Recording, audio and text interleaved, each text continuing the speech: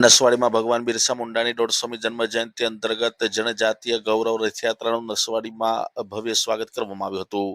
બિરસા મુંડાના જન્મદિવસ એટલે તારીખ 15મી નવેમ્બરને જનજાતીય ગૌરવ દિવસ તરીકે સમગ્ર દેશમાં ઉજવણી કરવામાં આવી રહી છે। અન્વયે ભગવાન બિરસા મુંડાની 150મી જન્મ જયંતિ વર્ષની ઉજવણી અંતર્ગત છોટાઉદેપુરની જનજાતીય ગૌરવ યાત્રા નીકળી નસવાડી પહોંચી હતી અને યાત્રામાં રાજ્ય કક્ષાના આદિજાતિ વિકાસ અને અન્ન નાગરિક પુરવઠા અને ગ્રાહક બાબતોના મંત્રી પીસી બરંડા અને રાજ્ય કક્ષાના કૃષિ અને ખેડૂત કલ્યાણ સહકાર પશુપાલક અને ગો સંવર્ધન મંત્રી રમેશભાઈ કટારાની ઉપસ્થિતિ રહી હતી। જનજાતીય ગૌરવ રથયાત્રાનો હેતુ એ છે કે 25 વર્ષની યુવાન વય અંગ્રેજો સામે બાથ ભીડનારા ભગવાન બિરસા મુંડાના ક્રાંતિકારી વિચારોને જન સુધી પહોંચાડવા જ્યારે આવે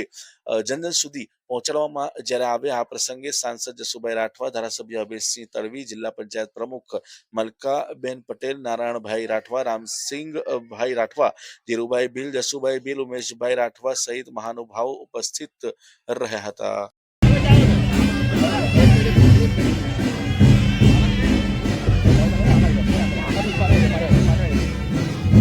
લોકપ્રિય અને ભારત સરકારના પૂર્વ મંત્રી અને આપણા સૌના માર્ગદર્શક એવા સાંસદ ખમીર ખુમારી વાળા આપણા આદિવાસીઓનું ગૌરવ, આદિવાસીઓનો ઇતિહાસ।